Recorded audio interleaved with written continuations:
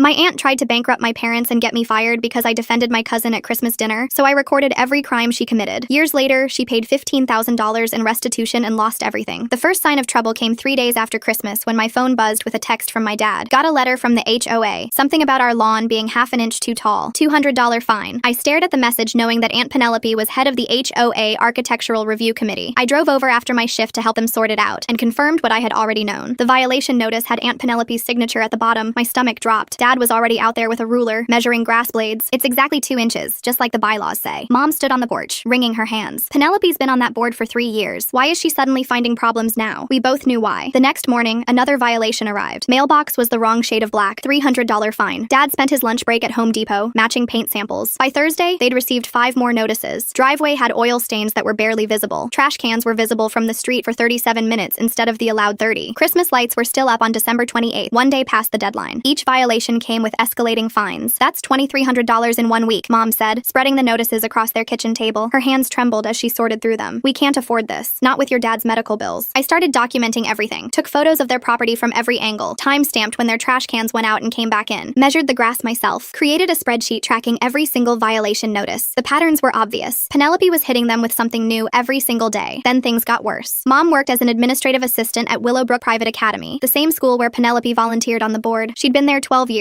never had a single complaint. But suddenly, parents started pulling her aside with concerns. Mrs. Henderson cornered her in the parking lot. I heard your son was fired from Walmart for stealing. Is that true? I'm just worried about the people around our children. Mom called me in tears. 3 different parents asked me about it today. Mrs. Chen said Penelope mentioned it at the board meeting. Said she was worried about me having access to student records if I raised a thief. I drove straight to the school, my documentation folder thick with evidence. The principal, Mrs. Rodriguez, looked uncomfortable when I explained the situation. Your mother is an excellent employee, but if parents lose confidence, she trailed off, but the threat was clear. That weekend, my best friend Jake called at midnight. Dude, I just got an eviction notice. Your uncle says I missed 3 months of rent. Jake had never missed a payment in 2 years. He sent me screenshots of every cleared check, every receipt. Uncle Robert owned the building, but when Jake tried to call him, he wouldn't answer. The eviction notice gave him 10 days to vacate. I spent Sunday helping Jake document his payment history while fielding panicked texts from my parents about new HOA violations. A garden gnome was facing the wrong direction. The house numbers weren't reflective enough. The doormat was 2 inches over the property line. Each notice was signed by Penelope with increasingly larger signatures. My cousin Kathy's birthday party was the following Saturday. I almost didn't go, but Mom insisted we couldn't let Penelope drive us away from family. The moment I walked in, conversations stopped. Aunt Patricia whispered something to her daughter, who quickly ushered her kids to the other side of the yard. Penelope stood by the punch bowl, surrounded by relatives. It's just so concerning, she said, loud enough for everyone to hear. First the theft from Walmart, now he's harassing me with baseless accusations. I have the texts right here. She pulled out her phone, showing something to the gathered aunts. Look, he called me evil, said I was destroying the family. I'm honestly frightened. I pulled out my own phone to show my actual texts, but she'd edited them, cut out all her threats, rearranged my words to sound unhinged. Uncle Michael shook his head at me. Maybe you should leave. This is a family party. I am family, I said, but half of them had already turned their backs. Monday morning, my manager at Walmart pulled me aside. Corporate called. They're cutting hours across the board, but yours are getting hit the hardest. You're down to 15 hours next week. I'd been full-time for 3 years, never had a performance issue. When I asked why, he looked uncomfortable. Orders from regional. Penelope Mitchell's son-in-law works up there, doesn't he? 15 hours wouldn't even cover gas to get to work. Elizabeth found me in the break room, staring at my new schedule. I told her everything, showed her my documentation folder that had grown to 3 inches thick. Her face went pale. I want to help, but Penelope called my firm yesterday, said if I didn't stop enabling your harassment of her, she'd make sure every partner knew about my financial situation, how I couldn't even afford the Christmas party I threw. She has photos of me at the plasma center, my hands clenched into fists. She's attacking everyone who stood by us. I can't lose this job, Elizabeth whispered. It's the only thing keeping me afloat. By February, the situation had spiraled beyond anything I'd imagined. Mom faced daily questions at work. Dad spent every weekend fixing imaginary HOA violations. Jake couch surfed after Uncle Robert's eviction went through despite the evidence. My hours at Walmart had been cut to 8 per week. Half the family wouldn't speak to me. Then I noticed Grandma acting strange. She called me one Tuesday, confused about missing money. I had $3,000 in my checking for the property taxes, but it's gone. The bank says I withdrew it, but I don't remember. I drove her to the bank where we discovered a pattern. Regular withdrawals over the past 2 months, always just under the amount that would trigger federal reporting. $15,000 total. Penelope helps me with my banking, Grandma said slowly. She has my power of attorney. My blood ran cold. I helped Grandma file a complaint, but when we confronted Penelope, she came prepared. She produced receipts for home repairs, medical equipment, grocery delivery, all signed with a shaky signature that might have been Grandma's. She's been getting confused lately, Penelope told the bank manager, patting Grandma's hand. Yesterday, she accused the mailman of stealing her newspapers. I've been keeping careful records of everything I help her with. Grandma looked between us, confusion clouding her eyes. I don't remember signing these. Of course you don't, dear, Penelope cooed. That's why I'm here to help. The bank manager suggested we speak with Adult Protective Services if we had concerns, but his tone made it clear he believed Penelope. She'd been a customer for 30 years. I was just the grandson who'd been fired from for theft, according to the rumors she'd spread. I started recording everything, every conversation, every interaction. Georgia was a one-party consent state, so it was legal. I kept my phone in my pocket, voice recorder running whenever Penelope was near. But she was careful, always speaking in code, always maintaining plausible deniability. March brought a new crisis. My teenage sister had applied to 6 different summer camps, all focused on her passion for marine biology. She'd spent months on the applications, writing essays about her dream of studying ocean conservation. One by one, the rejections arrived. Form letters with no explanation. Zoe cried for hours, convinced she wasn't good enough. Then I learned Penelope's best friend Catherine ran the Bay Area Summer Camp Association. I drove to Catherine's office with my growing folder of evidence. She wouldn't see me, but her assistant let slip that some concerns had been raised about the family situation, and that camp environments need to be stable for all participants. That night, I sat with Zoe as she tore up her marine biology posters. Maybe I'm just not smart enough, she said. I wanted to tell her the truth, but how could I explain that her dreams were being crushed because I'd stood up for Elizabeth at Christmas? The next week, our parents' HOA fines had reached $11,000. They'd taken out a loan to pay them, but new violations kept arriving. The grass was too green. The shutters were 0.3 degrees off center. A bird had left droppings on the driveway for more than 4 hours. I kept documenting, kept recording, kept fighting. But Penelope had been planning this for months, maybe years. She had connections I'd never imagined. The private school board, the HOA, regional management at Walmart, the camp association, even Uncle Robert's rental properties. She'd built a network designed to crush anyone who crossed her. By April, I was down to 1 4-hour shift per week at Walmart. Mom had been transferred to a basement office away from parents. Dad spent every weekend fixing violations that didn't exist. Jake lived in his car. Zoe had given up on summer camp. Grandma's accounts showed more mysterious withdrawals, but I kept recording, and I wasn't the only one watching. The recording I'd captured at Kathy's party wasn't much, but it was something. Penelope's voice, clear as day, talking about how she'd teach that ungrateful brat a lesson he'll never forget. I backed it up to 3 different cloud services and emailed it to myself, but I needed more. Zoe found me in my room that night, clutching her phone. I've been taking screenshots, she said quietly, of everything Aunt Penelope posts in the family group chat. She brags about stuff when she thinks only her supporters are watching. My 13-year-old cousin had been documenting Penelope's cruelty since that Christmas 5 years ago. She showed me folder after folder on her phone, screenshots of Penelope gloating about the HOA fines, messages where she discussed calling the camp association, even a photo Penelope had posted of herself at the bank with Grandma, captioned, "Taking care of family finances. Someone has to." I started keeping a diary too, Zoe said, pulling out a worn notebook. Every mean thing she's done, every time she made Elizabeth cry, every lie she told about you. I hugged her tight. Why didn't you tell me sooner? I was scared, but watching them destroy your sister's dreams? Her voice hardened. That was too much. The next morning brought fresh disasters. Dad called from work. His company had received an anonymous complaint about him taking too many sick days for his medical appointments. The HR department was conducting a full review. Mom's basement office had a leak, ruining years of files she was responsible for. The school board would hold her accountable for the damage. Jake texted that Uncle Robert had filed a lawsuit for the unpaid rent, plus damages. 3 months he'd never missed, plus fees and penalties. The total came to $12,000 Jake didn't have. I drove to Uncle Robert's office, my recorder running. His secretary wouldn't let me pass the waiting room, but I could hear him on the phone. Penelope says the kid's unstable. Better to get your friend out now before something worse happens. That afternoon, I discovered Penelope had been busier than I'd realized. My car insurance had mysteriously doubled. Turns out someone had reported multiple accidents I'd never had. My phone plan showed hundreds of dollars in international calls I'd never made. Even my library account showed overdue fines for books I'd never checked out. She was attacking from every angle, using every system she could access. Elizabeth called me crying. The managing partner pulled me aside. Someone sent him photos from the plasma center, screenshots of my grocery purchases, even my student loan statements. They're questioning whether someone with such poor financial judgment should be handling client funds. Let me help, I said, but she cut me off. I can't be seen with you. I'm sorry, I just can't. The line went dead. Mom's situation at school deteriorated daily. Parents pulled their children from activities she supervised. The leak in her basement office had spread, and now they were blaming her for not reporting it sooner. Mrs. Rodriguez suggested she might want to consider other opportunities. 20 years of perfect reviews, Mom said over dinner, pushing food around her plate. And now suddenly I'm incompetent? Dad set down his fork. The company wants me to take unpaid leave while they investigate the sick day complaint. We can't afford that, not with the HOA fines. Zoe hadn't touched her food either. I got uninvited from Marissa's birthday party. Her mom said there was too much drama in our family. I spent the night going through Zoe's evidence, cross-referencing it with my recordings. The pattern was intricate, deliberate. Penelope had turned our extended family into weapons, each one aimed at a different part of our lives. The next day, I tried to cash my pathetic Walmart paycheck. The bank teller frowned at her screen. There's a hold on your account. Suspected fraudulent activity. What fraudulent activity? I can't give details, but you'll need to speak with our fraud department. They're backed up about 3 weeks. 3 weeks without access to my money. I sat in my car in the parking lot, hands shaking. Penelope had thought of everything. That's when I noticed Grandma's car at the bank. But Grandma wasn't driving. Penelope was. I watched them through the window. Grandma signed paper after paper while Penelope hovered over her, guiding her hand. I burst through the doors, recorder running. Grandma, don't sign anything else. Penelope's face twisted into a smile. Oh look, it's my nephew, the one who's been harassing me. She raised her voice. Security, this man is harassing us. The security guard moved toward me, but Grandma looked up, confusion clearing for just a moment. He's my grandson. He's not harassing anyone. She's confused, Penelope said quickly. She doesn't know what she's saying. I pulled out my phone, showing the guard my ID. I'm her grandson. I'm concerned about financial elder abuse. The bank manager appeared, fired, the same one from before. Is there a problem here? Penelope's voice dripped honey. My nephew has been stalking me. I have a cease and desist letter from my lawyer. She pulled out an official-looking document. He's not supposed to come within 50 feet of me. I'd never seen this letter before. The security guard reached for my arm. Sir, you'll need to leave. Check the date on that letter, I said desperately. Check when it was supposedly delivered. But they were already escorting me out. Through the window, I watched Penelope pat Grandma's hand and return to the papers. My phone rang. Jake, panicking. The sheriff just showed up. They're enforcing the eviction. I have an hour to get my stuff out. I raced to Jake's apartment, but by the time I arrived, his belongings were on the curb. Uncle Robert's property manager stood there with a clipboard, documenting damages to charge him for. A scratch on the wall Jake swore was there when he moved in. Carpetware in high traffic areas. Normal stuff transformed into thousands in fees. I took pictures when I moved in, Jake said. They're on my laptop, which was now locked inside the apartment he couldn't access. That evening, I sat with Zoe as she worked on her diary. She'd filled 3 notebooks now. 5 years of Penelope's cruelty documented in careful teenage handwriting. Photos, screenshots, dates, times, a record of every family gathering where Penelope had hurt someone. She made cousin Amy cry at her own wedding, Zoe read. Told her the dress made her look fat right before she walked down the aisle. My phone buzzed. An unknown number. You should stop now. Penelope's voice purred through the speaker. Before things get worse for your family. Is that a threat? I kept my voice steady, recorder running. Of course not. I'm just concerned about your parents. That HOA meeting next week. They're voting on whether to start foreclosure proceedings for unpaid fines. And your mother's job review is coming up. So many complaints from parents. Would be a shame if she lost her pension. You won't get away with this. Get away with what? Serving on community boards? Helping my elderly mother with her finances? Being concerned about my nephew's unstable behavior? She laughed. Oh, I have something else for you. Check your email. The email contained a letter from a law firm. Cease and desist for harassment, defamation, and stalking. If I contacted Penelope again or spoke about her to family members, they'd pursue criminal charges. Your cousin Nathan is quite a good lawyer, Penelope continued. He was happy to help when I explained how you've been terrorizing me. Nathan, another family member she'd turned against us. Why? I asked. Because I told the truth at Christmas? Because you humiliated me. In my own family. In front of everyone. Her voice turned ice cold. You think you're some kind of hero? You're nothing. A grocery store clerk who thought he could embarrass me? I've been planning this for months. Every detail. Every connection. Every person who might help you. Grandma will figure out what you're doing. Your grandmother can barely remember what she had for breakfast. And even if she could, who'd believe her over me? I've been taking care of her for years. I have documentation for every penny. Receipts for things she needed. Home repairs, medical equipment, all perfectly legal. That you forged. Prove it. She hung up. I stared at the cease and desist letter. Nathan had been thorough. Any contact with Penelope, any discussion of her with family members, any social media posts about the situation, all would be considered violations. Zoe looked at the letter over my shoulder. She can't stop me from talking. I'm a minor, and I'm not harassing anyone by keeping a diary. The next few days blurred together. Dad's company put him on unpaid leave pending investigation. Mom received her termination notice. Budget cuts, they said. Nothing to do with performance. Jake managed to save most of his belongings, but now lived in his car in Walmart parking lots, moving each night to avoid police.